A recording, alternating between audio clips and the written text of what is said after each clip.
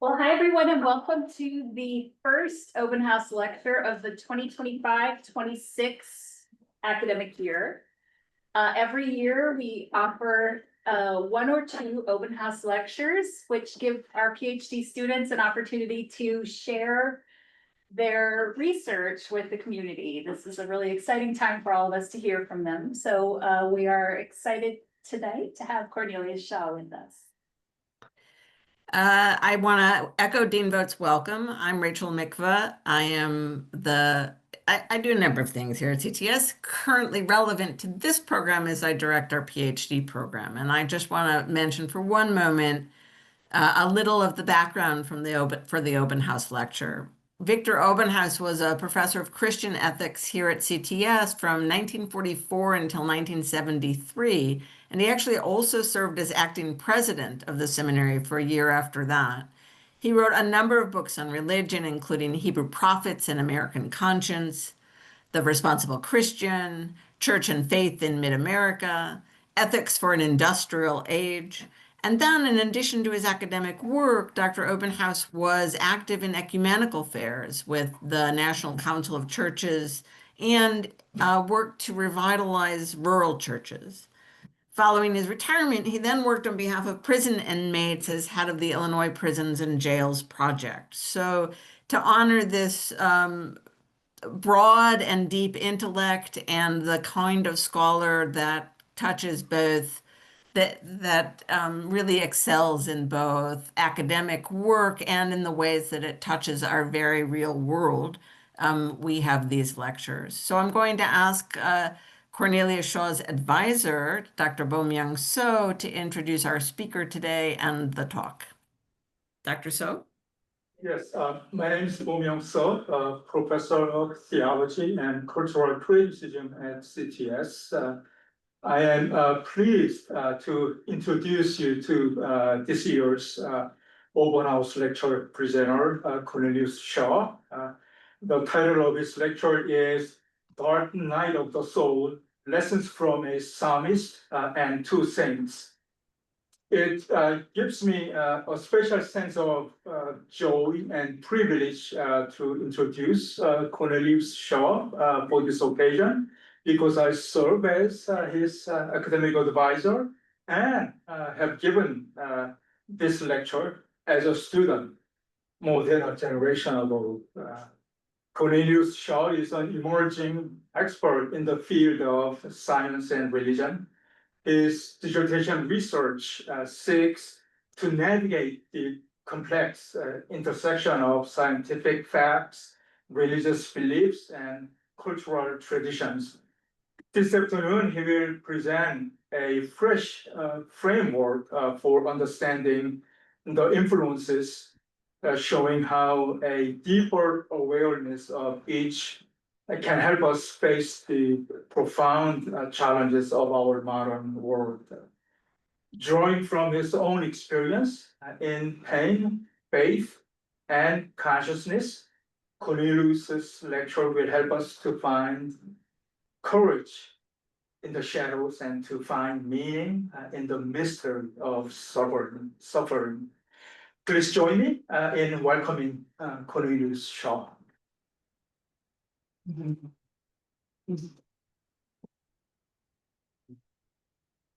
Oh, okay. So do I just stand in? Yeah, okay, whatever you want.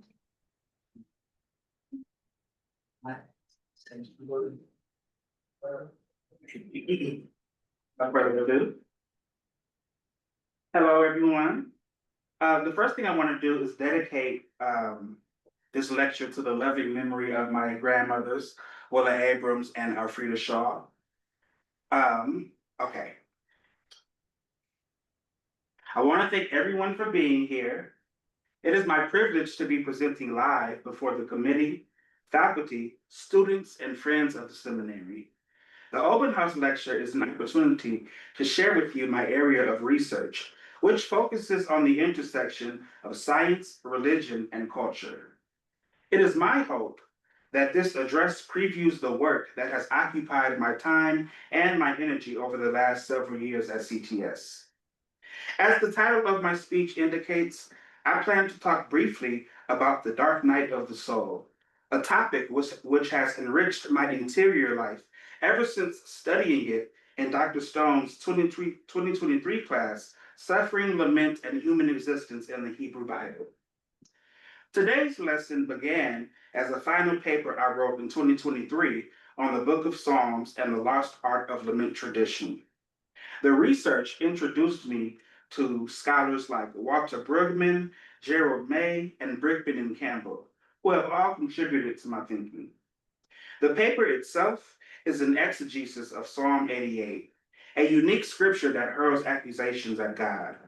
My attempt to connect the paper to my dissertation research came much later in my journey, as more recently, I have been reflecting theologically on the higher mysteries that science and religion both touch on, but that neither can fully explain alone. Some of those mysteries include creation and the beginning of the universe, consciousness and the mind, and the problem of evil. For our lesson, we will look at different theories and traditions to unpack the age-old enigma of suffering, the dark night of the soul. In this Obenhaus lecture, I will be covering 3 objectives about the dark night and its relevance for you today. First, we will identify some pathological distinctions between clinical depression and the dark night. This helps us to establish one as a treatable disease and the other as a transformative process. Second, we will look at some key dark night sufferers throughout history, including Mother Teresa, St. John of the Cross, and Heman the Ezrahite. Exploring their stories will transport us from modern times to medieval Europe, to ancient Israel, and back again. Third, we will review biblical criticisms of Psalm 88, and then conclude with my own personal story.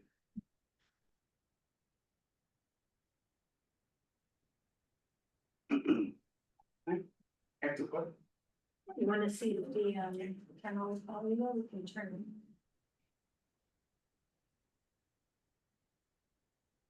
They can't see me. If you speak, the camera might turn towards you. Because most of you have endured difficult life challenges, I invite you to reflect on those experiences while listening to my talk. I do not use visual aids to illustrate the presentation, so during my speech, please feel free to pull out your devices and Google images of the authors, ancient sacred texts, and historical figures who will soon become central to our discussion. You might also want to take notes and write down questions for later, as we will be going in depth. Those who wish to read the full version of the paper may contact me for a copy at my student email. The dark night of the soul is neither a scientific fact nor a religious belief. The truth of it lies somewhere in the middle. The concept originates from 16th century Catholic mysticism. The term gets used in secular context to describe any painful, life-changing experience. From a scientific position, the dark night is less of a mental health crisis and more of a psychological reckoning caused by events that result in significant personal growth. From a religious view, the dark night is an unwelcome, divinely initiated process that starts with God's perceived absence and ends in more authentic faith. A precursor to our modern understanding of what the dark night represents can be found within Psalm 88, one of the darkest lamentations in ancient literature. The 88th Psalm has eluded explanation for centuries. This mysterious passage typically puzzles readers and goes ignored by biblical scholars. Still, its starkly human and bleak realism has resonated with countless generations of people experiencing a dark night of the soul. Marked by religious disillusionment and spiritually dry prayer, the dark night signifies a personal faith crisis or a difficult life period. The sudden and extended loss of God's felt presence drapes a curtain over the soul. Many believers feel the sting of divine absence at least once. Many believers feel the sting of divine absence at least once.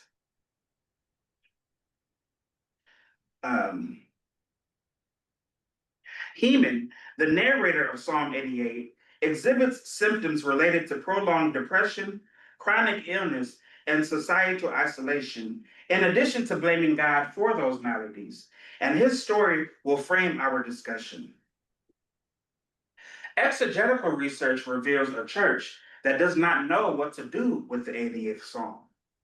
Its theodicy runs so counter to Judeo-Christian doctrine that biblical scholars question how the text managed to reach canonicity. Walter Brueggemann calls this enigmatic requiem an embarrassment to conventional faith, because it stubbornly refuses to explain the suffering or to vindicate the one who permits it. The narrator is a God-forsaken Job-like figure, writhing in pain, haunted by grim specters, and struggling to reconcile the moral incoherence of divine reckless abandonment. The sinister dynamics at play here elicit an ominous pathos, as his final utterance in Hebrew is simply darkness. What is this antithetical psalm doing in the Bible? To appreciate its place in Scripture, let us consider what experts say about pain, suffering, and consciousness. There are several foundational texts which could be recommended for a more nuanced understanding of the Dark Night syndrome. Some of those books serve as guides to discovering spiritual meaning through difficult times. Other books attempt to describe the Dark Night as a series of psychological stages with increasing levels of intensity. For more on this topic, see books and authors akin to Trials of the Visionary Mind by John Perry, Spiritual Emergency by Groff and Groff, and Personality Shaping Through Positive Disintegration by Kazimierz Dabrowski. Spiritual guru Eckhart Tolle teaches about the transcendence of pain through radical acceptance. He says that the dark night hurts so much because it facilitates the death of the old you and then induces the laborious rebirth of the new. Tolle teaches that to master your emotions, you must become their observer, not their creator. This allows for freedom from the pain body, the part of your ego that feeds on negativity. From a Tollean perspective, the suffering scene in Psalm 88 could be the catalyst that pushes a person toward higher self-awareness and away from an identity built on pain. But precisely what is pain? Why does God allow suffering? These two eternal human questions have inspired philosophers across various cultures, faiths, and eras. How to abide with the sacred and the supernatural as we endure the mundane and empirical limits of our corporeality has been a thorn in humanity's flesh since time immemorial. Still, I believe humans have a glorious communal destiny, not to reign as the crown of apex predators consuming the globe, but to serve as the intelligent protective stewards for all living creatures. Earth's fecundity and its interdependent ecosystems are what sets our pale blue dot apart as the most precious planet in the observable universe. For Earthlings, pain is a survival mechanism that alerts the nervous system to danger, and suffering describes its harmful effects. Fundamentally, pain is inevitable, and unlike many aspects of human existence, suffering does not discriminate. Physical pain and emotional suffering are inherent parts of life we cannot ever fully circumvent. Technically, pain and suffering refer to tangible harm that can be legally compensated in court. Let it suffice to say that jurisprudence alone fails to consider the brute fact that pain can outright destroy a person or constructively expand the self. Jurisprudence also fails to embrace the notion that suffering plays a decisive role in the ever-changing sum of a human being. What if we begin to look at pain and suffering as universal, intangible forces that underlie our pursuit of happiness? The human mind is hardwired to minimize stress and maximize desire. Where philosophy seeks meaning in pain and suffering, psychology suggests that our basic urge is to escape pain and suffering entirely. In Sigmund Freud's Beyond the Pleasure Principle, He theorized that the core compulsion behind all your decisions is an instinct to seek immediate gratification and to avoid pain at all costs. These two primal urges motivate your personality, sexuality, beliefs, and actions. It is relevant to interpret Freud's mindset as his thoughts emerged in the throes of terminal disease and morphine dependence.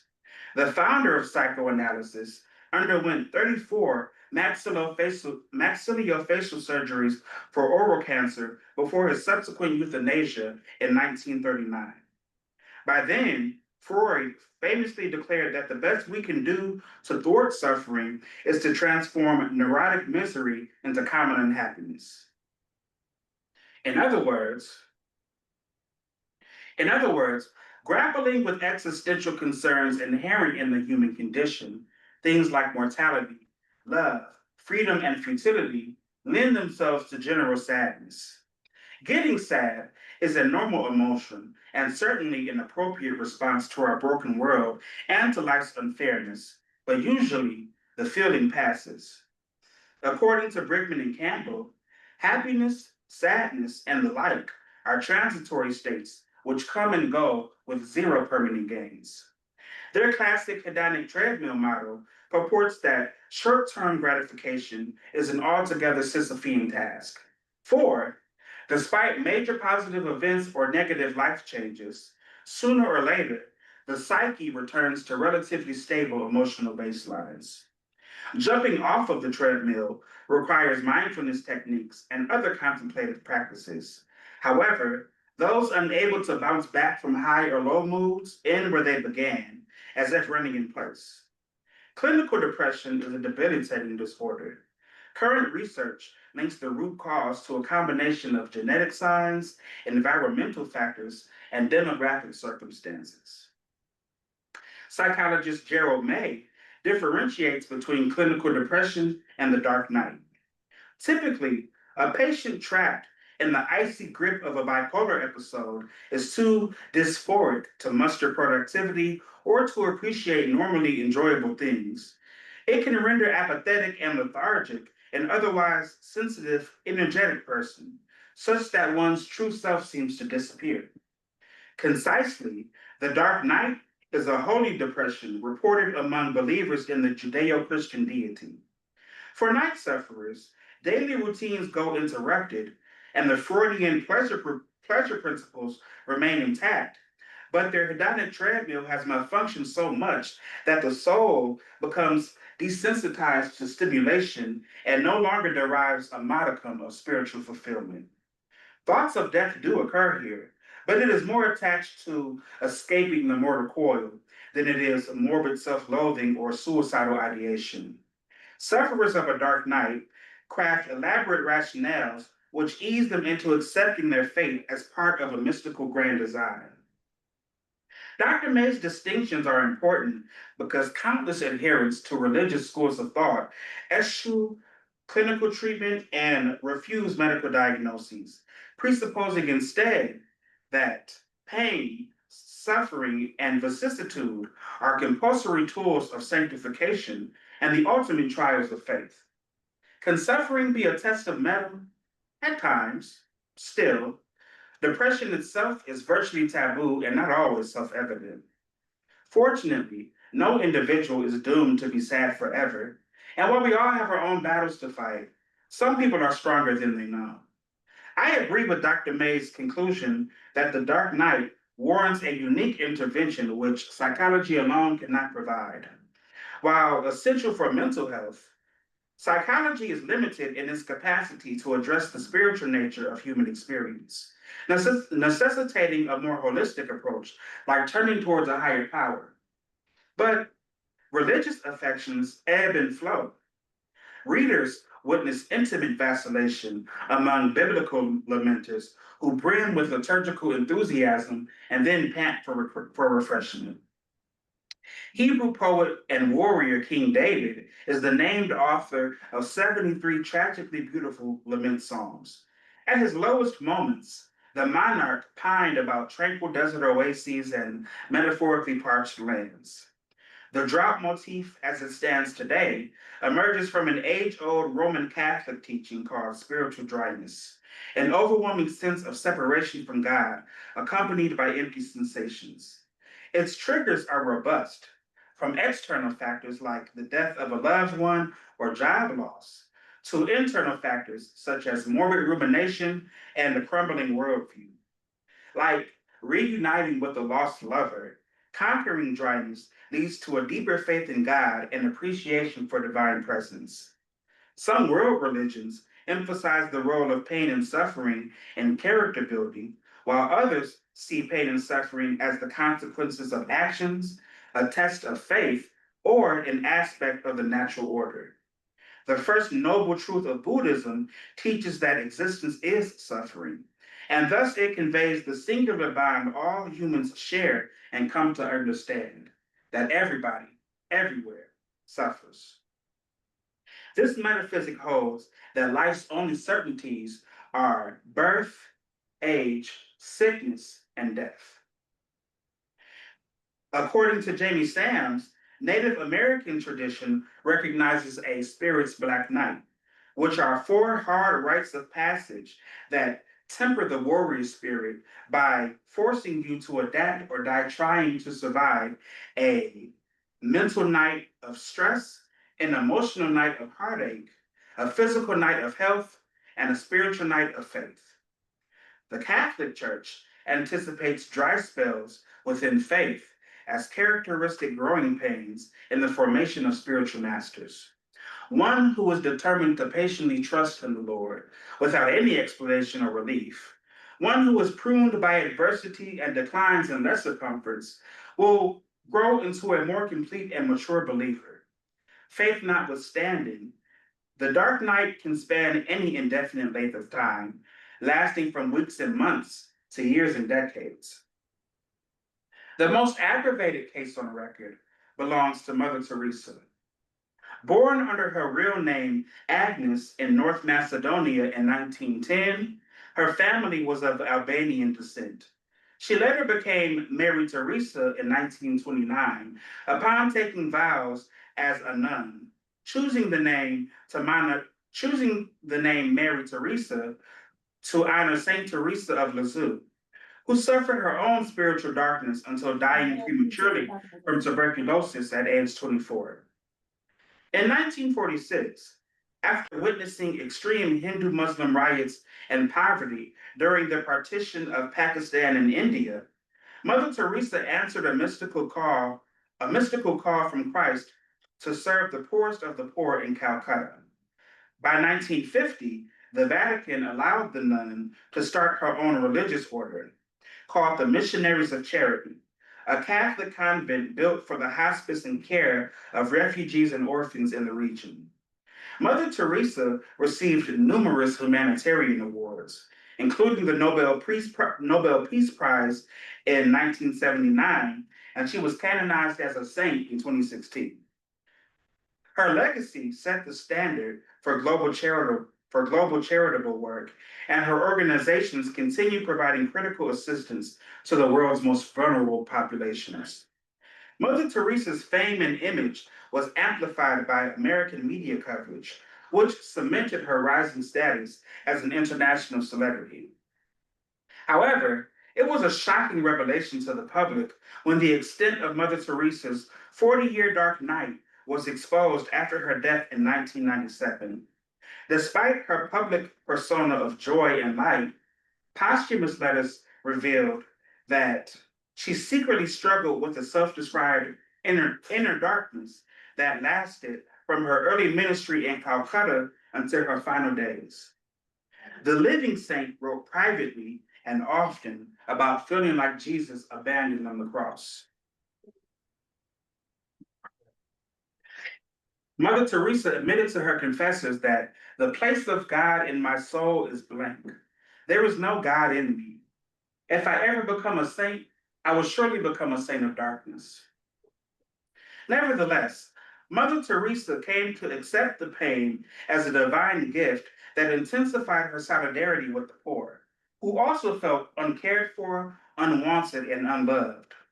Her ordeal is a case study in the conversation on suffering, demonstrating how spiritual darkness can even impact someone considered the paragon of holiness.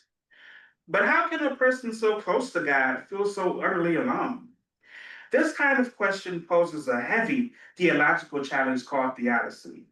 The problem of vindicating God as an omnipotent, benevolent deity in a world of natural disasters, predation, disease, and human evil. The lesson to be learned in Mother Teresa's theodicy is that the darkness can envelop anyone. And in this way, her story is more surprising than it is unique.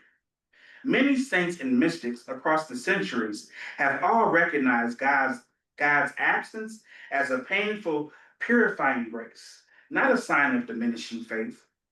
Some early Catholic doctors of the church influenced Mother Teresa, including the definitive authority on the Dark Night, namely the luminous 16th century Spanish mystic, St. John of the Cross. While Mother Teresa saw herself participating in Christ's suffering, St. John was the first to chart the soul's journey through the dark, lighting a beacon for others to follow. St. John, his work is a theological and psychological thriller detailing one evening of inner turmoil and hidden truths. Born to a widowed family of Jewish conversos in Spain 1542, Juan de Yepes Alvarez became an ordained Carmelite friar in 1567, shortly before taking the name San Juan de la Cruz, St. John of the Cross, and befriending the fierce reforming visionary Teresa de Avila, another noteworthy night sufferer. The duo, Teresa de Avila and St. John, taught that humans have an inborn longing for completion that cannot be achieved by worldly pleasures.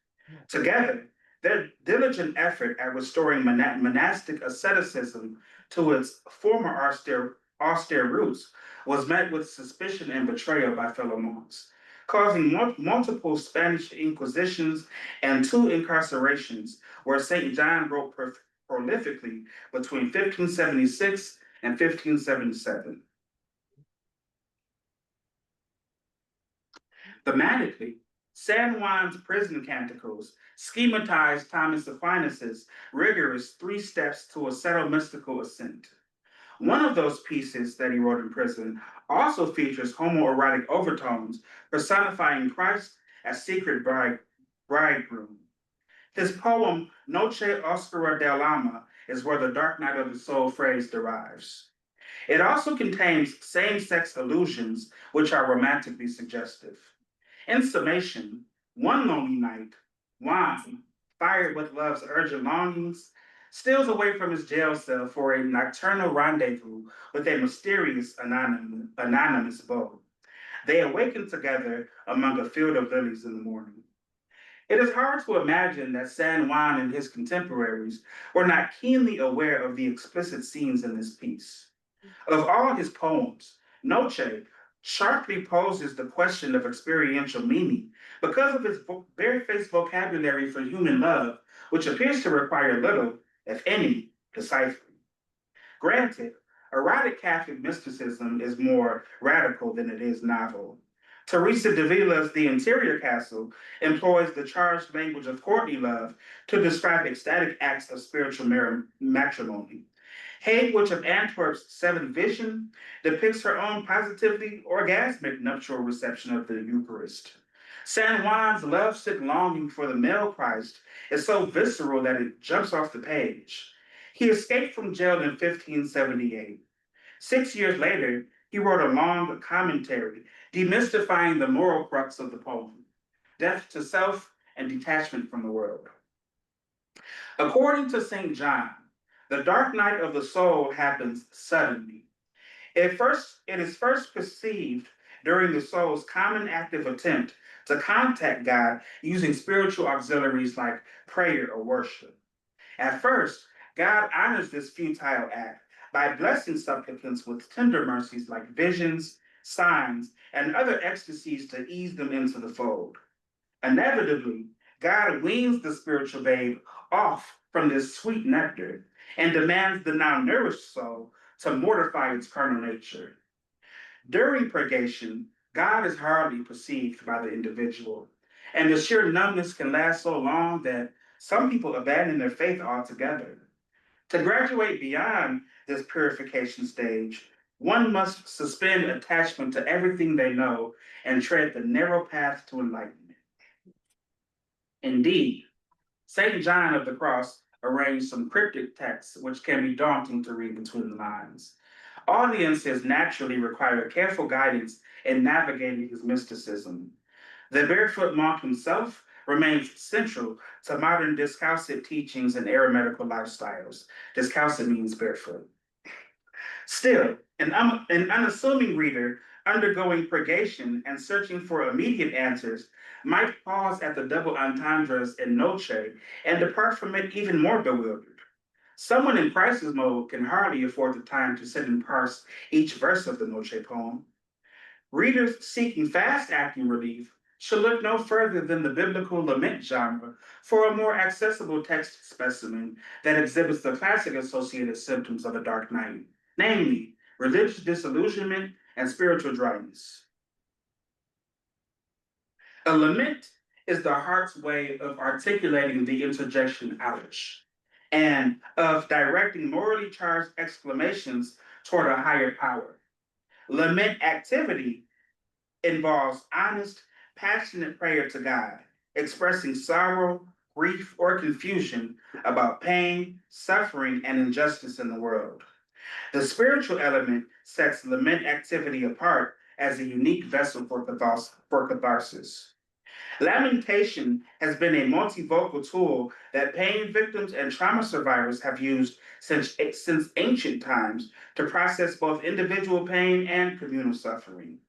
Lamenters typically display attitudes of protest and objection, and nearly half of the Psalms place God squarely under the obligation to meet the demand for mercy and justice. But of the 150 Psalms, there is only one psalmist who forgoes heaping praise on God. Instead, the writer named Heman pushes the spiritual grievance process of lament to its non-doxological zenith in Psalm 88, which is entirely devoid of hope or resolution. Heman is an obscure biblical figure. He appears as a secondary character rather than a major prophet or a king. Scholars reconstruct his life through genealogies and chapter headings. Still, his self-described friendship with darkness shows how the dark night applies regardless of a person's time, location, or personal circumstances. Lamenters usually put a positive spin on their petition to God, but Heman just cries out with nothing good to say. What went so wrong here? According to tradition, Heman, son of Joel, son of Samuel, hailed from the core Levite tribe in southern Judah during the golden age of Israel's United Kingdom era. Classified as chief among three handpicked Levite ministers of music, Heman took after his grandfather Samuel and fell into prophetic trances when music played. Nicknamed the king's seer, this trained musician sired 17 children, and he wore the finest linens and silks. In Psalm 88:15, Heman says that he has been afflicted since his youth. This leads scholars to suspect that he suffered from childhood trauma or some pre-existing condition that periodically prevented him from singing in the temple. As conductor of the Royal Levitical Orchestra, Heman wore two professional hats, playing a role in managing the day-to-day sanctuary duties and setting the atmosphere through scriptural cantillation and sung prayers. For any leader, the expectation to generously donate one's time, talents, and energy can cause even the greatest among us to feel overworked and undervalued.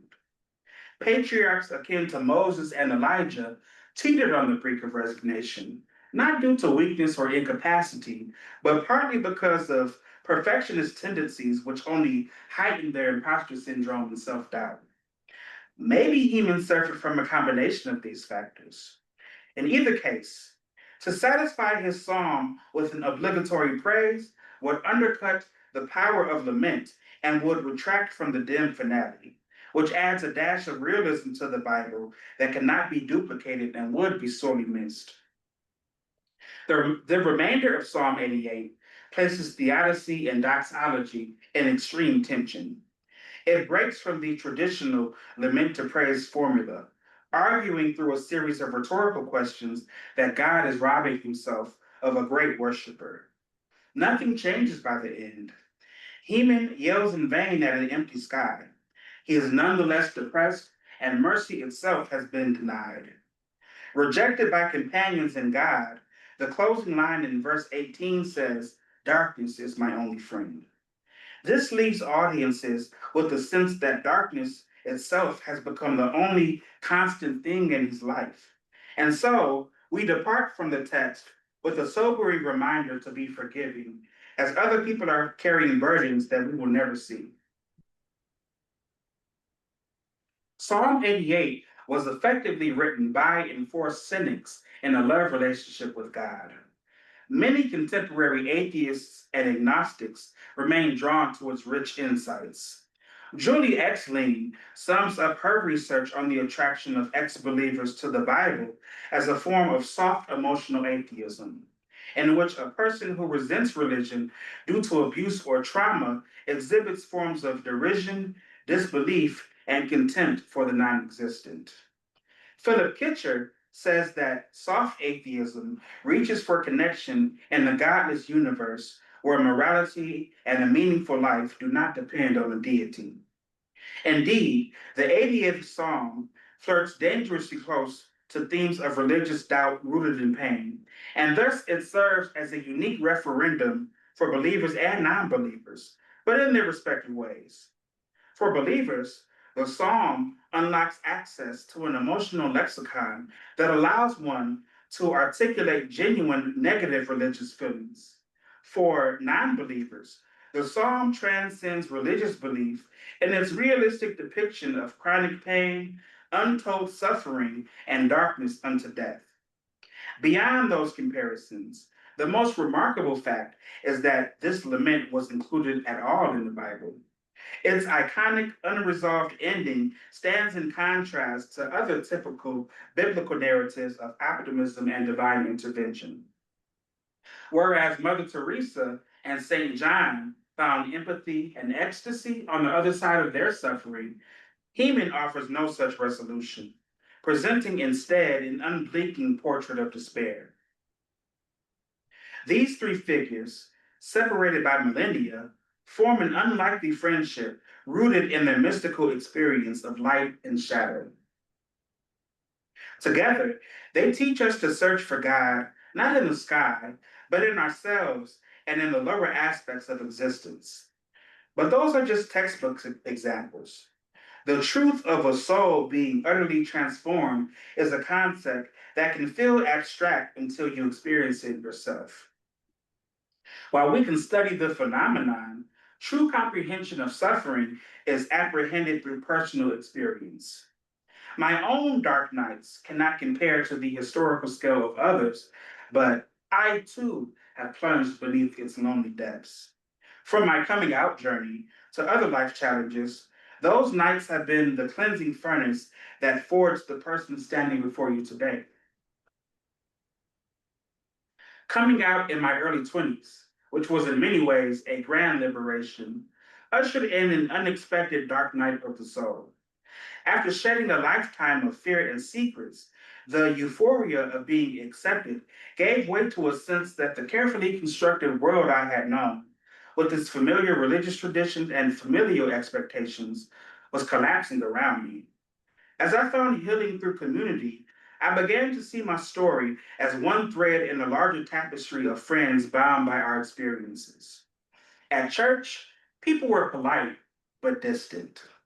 Their lukewarm responses and coded rebukes were unspoken rejections, a cacophony of silence, which slowly pushed me from the pulpit to the margins and finally out the door. This crack in my foundation helped me to understand the true cost of that silence months later when tragedy struck our congregation.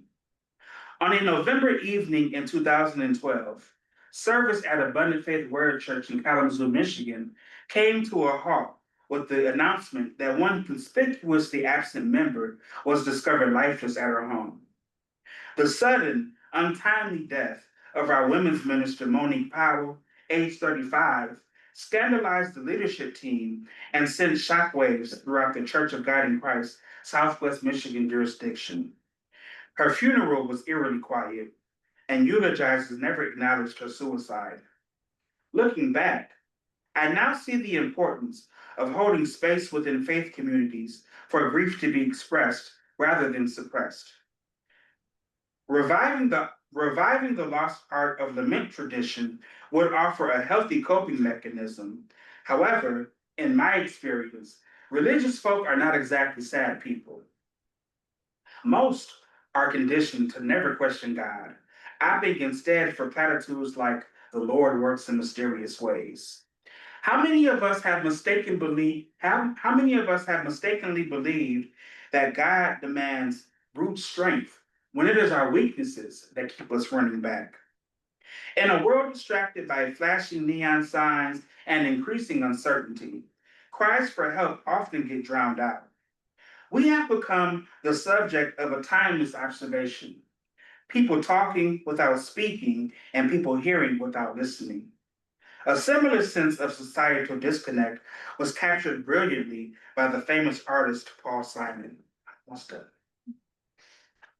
A similar sense of societal disconnect was captured brilliantly by the famous artist Paul Simon. In The Sound of Silence, Simon and Garfunkel croon the words, "Hello, darkness, my old friend." Their song is a soundtrack to the eroding social fabric of the 1960s, and it speaks to the legacy that Psalm 88 has left behind. I chose this pericope because everyone harbors a shadow self beneath the masked persona they show to the world. It holds relevancy for anyone who has ever mastered the art of faking smiles, and it teaches people of all creeds that they are not alone in the world or in time. Whether through acts of charity, mystical ascent, or honest lamentation, Mother Teresa, St. John, and Heman the Ezrahite remind us of the enduring human search for meaning. Their stories have invited us to recognize the sacred, not just in moments of well-being and clarity, but in the difficult, necessary work of becoming a better person. Mother Teresa used the pain as fuel for her ministry. St. John framed his struggle as a window to mystical unification. Heman the Ezrahite testified that long-suffering can potentially turn a humble believer hostile. Overcoming the psychological effects of it all starts with a choice between the willingness to detach and accept life-changing truths about yourself, or to remain your current version and simply go through the motions of daily life and religiosity. Either way, pain is inevitable to the human condition, and there is only so much that can be done to mitigate the sting. Our modern conveniences do not prevent suffering, and in some cases, they intensify it. The ability to stream entertainment and to connect on social media, for example, does not shield you against boredom or loneliness. And this highlights a perpetual truth. While our physical lives may seem easier than ever, finding meaning in life is no less difficult than it was centuries ago. As we close, remember that the goal is not a life without darkness, but a love so bright that it shines in the dark. That is much easier said than done. All of this is much easier said than done. And it can be a lot to deal with, but you do have to deal with it. The dark night is your path, your destiny. Get angry at it, cry about it, but the more you resist it, the more it consumes you. Raising awareness about the dark night helps us to recognize the early signs, seek help, and hang in there, for it is always darkest before dawn. Thank you.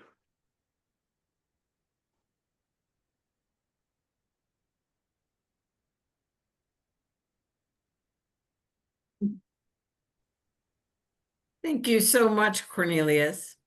We have a few minutes for questions if people would like to engage and comments or questions around this very interesting and compelling topic? Cornelius, thank you so much. Really enjoyed listening to you. Although I had the privilege of seeing the written text before, but it was really gratifying to see you talk, and the confidence with which you spoke to us was really it was good to see that. And I have a general question, and I realized listening to you and reading the text, the text and the content is really experiential and personal. And I was wondering, listening to you, as to the connection, and I can see the potential connection between this text you spent so much time working on and the dissertation research and writing that you've been doing over the last year, 2 years, and going back, before even. So this text that you've been, you've spent some months, working on, and the dissertation research that you've been doing, sometimes side by side. So connect the two for me. Okay, so this particular paper, it deals with the human element that comes in the science and religion field in terms of aspects that science and religion both touch on, but that neither of them can fully explain without the other. And so in this paper, I wanted to take the psychological angle of the science part in order to sort of pathologize what exactly is the difference between a dark night and something scientific as clinical depression. And it's more of an exercise in melding the two than it is, outright my dissertation. But in putting the paper together, I found all sorts of different connections and topics. Like I could have continued, So yeah. I have a question for you, Cornelius. Yes. So within Jewish tradition, lament has a far more central, recognized, valued place, right? Both from within the biblical tradition and also in rabbinic tradition.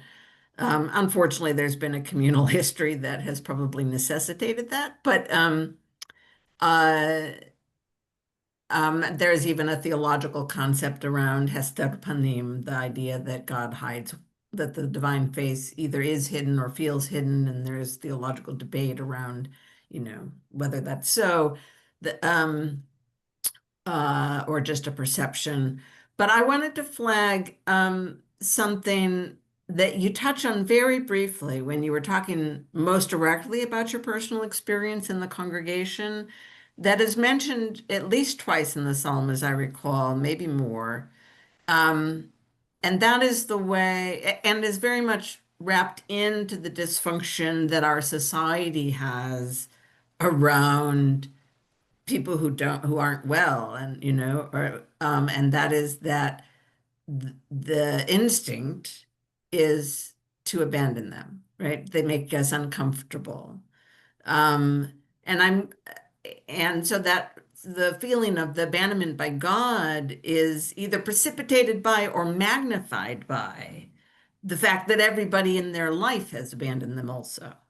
So I'm wondering if your saints or your other interlocutors engage that intersection, because clearly our spiritual loneliness is not an isolated relationship with God. It's bound up with all of our relationships.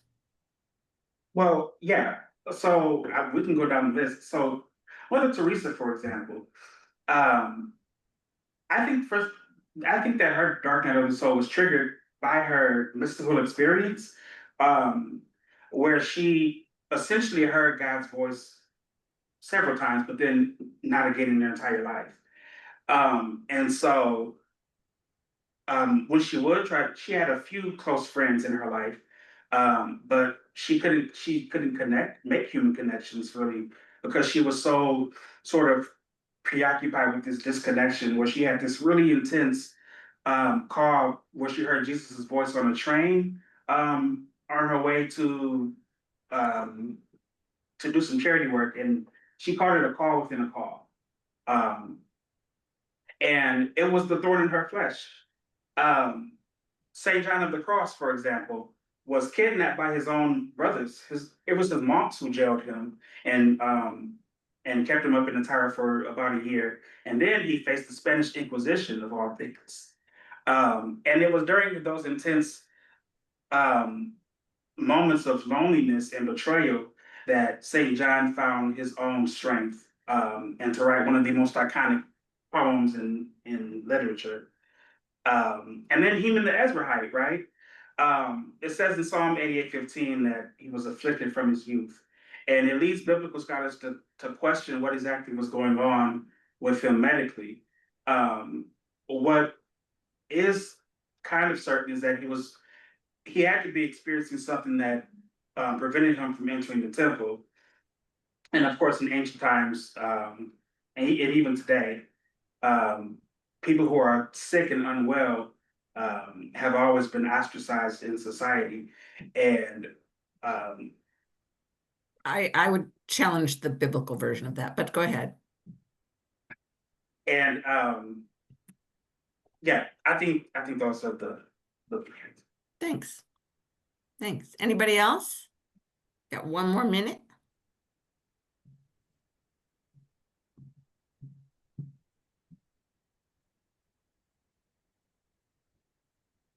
Well, thank you again, Cornelius, so much for sharing with us this wonderful work and tying it together with your own journey in a way that helps us to really relate deeply to the truths that you're drawing out from the scholarship. So we wish you all the best in your continuing doctoral studies. We can't wait to celebrate with you again as you receive a PhD degree. Got a little bit of work to do between now and then, but we're very excited that you shared this with us along the way. Thank you so much. And thanks everyone who's here sharing in it.